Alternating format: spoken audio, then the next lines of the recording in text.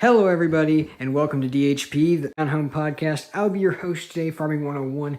Sadly, my co-host could not be here due to extenuating circumstances, and for our guest, we have the one and only Pfister Farms, all the way from Wisconsin.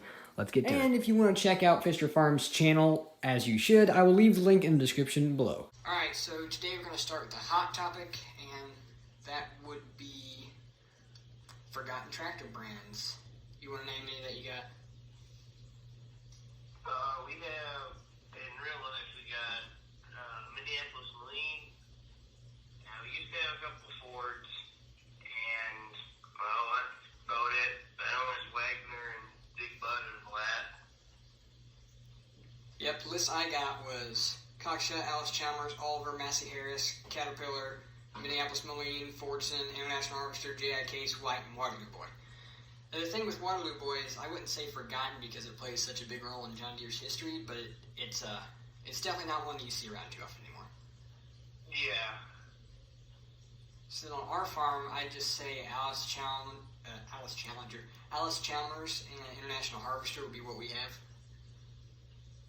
Yeah, we run a bit of everything. We have a John Deere 4630 and Case 7110, 7130, and we got a Case 1175, which was actually a pretty unique tractor for its time, because all those were made into a parental power shift, and their transmissions weren't that great, and this one's just a straight gear drive. And the two Minneapolis Marines are really great tractors, and then we have a little 900 Ford. So they're really reliable, and they're old iron, and they're fun to drive. That's the big thing about old irons. They're all fun to drive, so fun. The Alice Chalmers that we have, actually, I'll save that for the debate topic because that is my favorite of the classics. Real quick, let's talk about sound guard cabs. So does your 4640? Yeah, 4630, but it does have a sound guard cab. It's okay, but I really like to run the Magnums. There's that post right in the middle. Yep. And I really haven't liked that. Yeah, and then the other thing is when you're hitting the bumps, the steel post heads go off the walls a lot. Yeah. They're pretty tight and fine. That's actually part of why I was saying I liked Alice Chalmers too, because for their time they had some of the record cabs up there. Yeah. Okay, so... go ahead. One more forgotten tractor brand. I don't think we ever covered this one. Would be Deutz. Oh, yeah. I just remember Deutz and Alice Chalmers were together for a little while. They put the motor in Gleaner combines. I had forgotten about that one, yeah. That's an important one to cover because that played a lot in Alice Chalmers' history as well. Yeah. Okay, so let's just go over the list real quick. The ones I know about. I can tell you quite a bit about Alice Chalmers. We haven't really talked about Oliver. I like Oliver tractors. They're unique things. You don't see them too often, but they're nice tractors. They're nice machines. Mm-hmm. Then what else we got here? You want to say anything else about Minneapolis Marine before we move on? Yeah, Minneapolis Marine, their motors are superior to anything ever made because they just run forever. I think some of them could have had 20-something thousand hours on it before we got it, and it never had bearings and the motor done. It never had anything in the motor done, and we just rebuilt the injection pump on it, and then we used it until we burned out the ample-torque. That's the only weak spot on the Minneapolis Marine, the ample-torque. That's pretty impressive. It'll burn out. It really wasn't meant to be used. But sometimes you get stuck in gear, and if you pull it down, you can get out of gear, but don't mess with it too much. And don't run it in low range down a hill, because it will coast down the hill. I've learned the hard way. And they got a story about that. The batteries were dead on the tractor. And I think we had the 900 Ford, and we went to go get the rake. And there's literally a start gear on that. So I put it in start, and we walked away, and the shed's on a grade. So it rolled through the fence into the pasture, and sitting in the pasture, and we come around the corner with the little Ford. I was like 8 when that happened. Oh, man.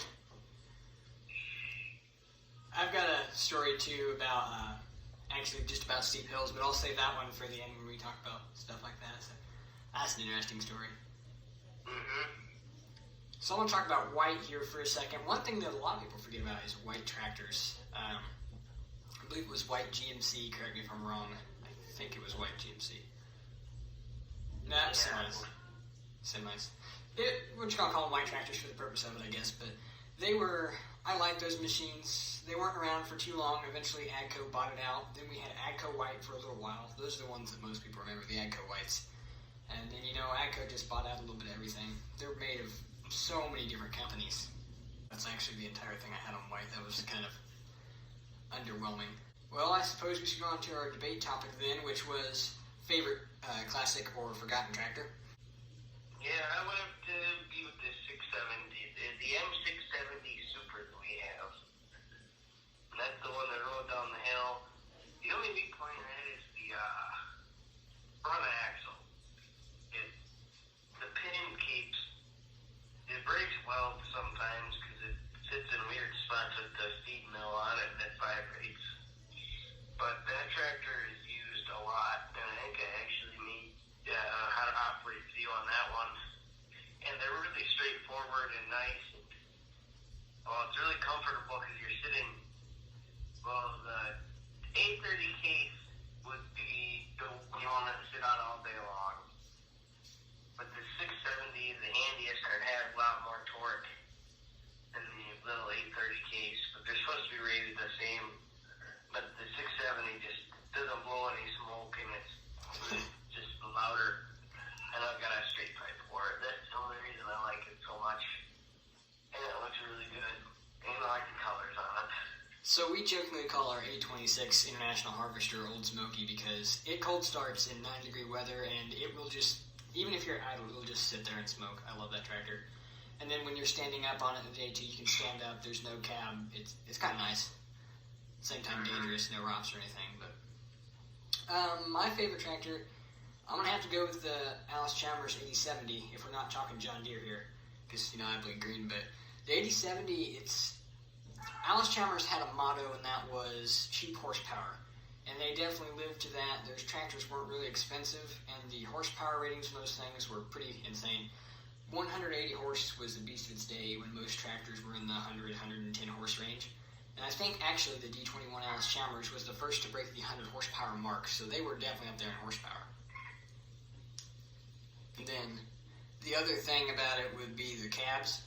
So comparing it to a Soundguard, let's just say it took John Deere up until the 8000 series to get a cab anywhere near as big as the 8070. And that's just the entire Alice 8000 series. They had large cabs, they were comfortable, you had room to operate.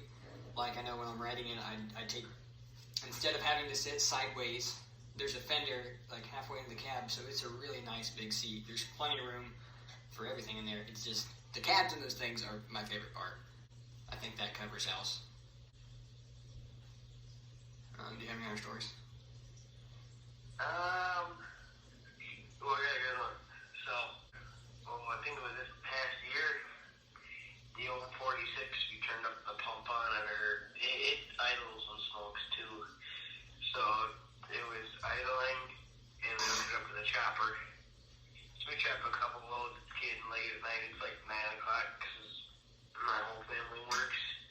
And then we farm, so I cut hay that day for the next day of chopping, and then I hooked the tractor back up to the chopper, and we get almost done, and he must have came around this corner and a big glob went in the chopper, and all of a sudden the feeder roll stopped turning, and we thought it was like a slip clutch or something sheared. Well, nothing sheared. The bolt inside the gear was intact. It sheared the gear in half. What? Yeah, a cast gear sheared in half. I think it's in one of my videos, like the second or third day of chopping hay, but I was just amazed. It didn't even work the tractor at all. That's impressive. Yeah. So I've got a couple, but the one I'm going to talk about, I don't know if you call it funny. It was more annoying, but we were spreading manure one day, and I was running the spreader with the 4240. I think it was a straight pipe. Now, I like to go fast because we had to run all the way back to the end of the field and then come back down. It's a 70-acre field and it's pretty long, so it's, I mean, when you don't have but the morning and evening to do it because, you know, everyone works. So I was running it in B4 full throttle. So the spreader was bouncing and I forgot that we didn't have the latch pin in the hitch pin. So when we were coming back from one load, it was empty, it was light, and I was running full throttle. I turned around, and about 100 feet back, I see the spreader, like, just nosed into the corn stalks, and I was like, you kidding me? We went back and got it, and everything was fine, but I just thought it was hilarious.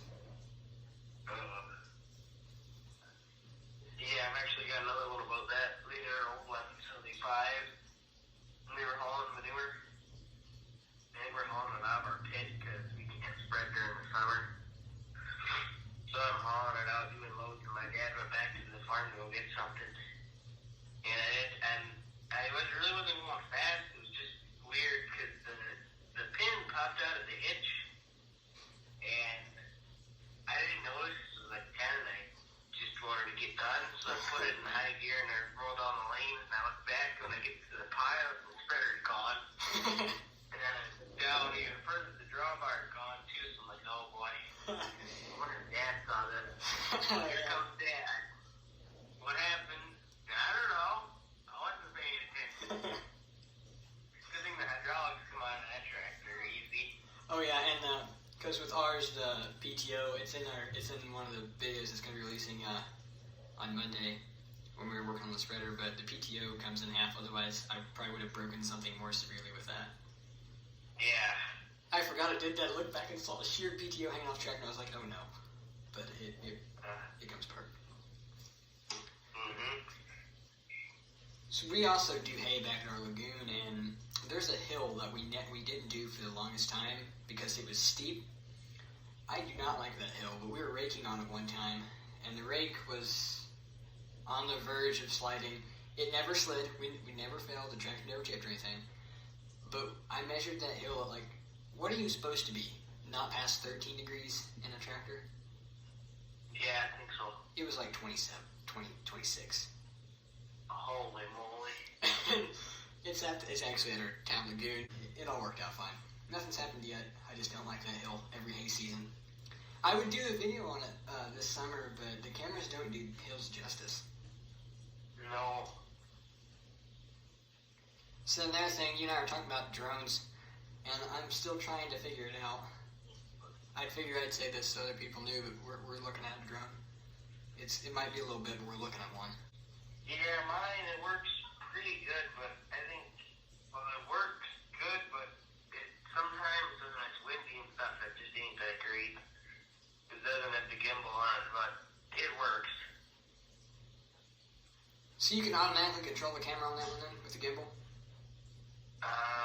This one doesn't have a gimbal, but you can control the camera, like, up and down. But as far you just gotta turn the drone from side to side. Yeah, for the money I might just go with that one because you can make it work. It'd be better to have a gimbal, but, you know. And I think this one, for Christmas, I got a case and an extra battery for it, and it's much easier with 2 batteries. My Christmas present is a mic we're recording this on right now, and I almost hit it across the desk a minute ago, but I'm worried it's gonna fall. It's clamped on, but I don't like the fact that it's hanging a foot over the edge of the desk. Yeah. It hasn't. It's pretty sturdy. Oops, I just hit it. It's pretty sturdy though. Yeah. You have anything else? Nope. Well, guys, thanks for watching. It's been a good one. This is the first podcast. Oh, this was the thing. This is the channel's 100th video, so I figured it'd be fitting to have it be a podcast. I want to thank Pfister Farms for all the help, and if you haven't subscribed to him, go do that right now, because he has some awesome farming videos as well, in addition to the ones we have here. Next week, you can expect more farming videos. We got all kinds of stuff to do. We've got tall grain, we've got maybe spread, I don't know. I need the ground to be frozen first, and it's just, we got like 1.5 inches of rain, probably more. I don't know, creeks are flooding and everything, so I don't know about spreading, but we got a set and auger and probably haul some grain over the next week, so yeah. Well, thanks for coming, Pfister Farms. It's been a good one, and I think that's it, guys. Did you have any closing words before I stop recording? We're going to get you up to higher subscribers. That's awesome. Thank you. P, we'll see you back here next time. If you want to check out Pfister Farms' channel, his link will be in the description below, as I've already said. So we'll see you guys next time. Have a good one.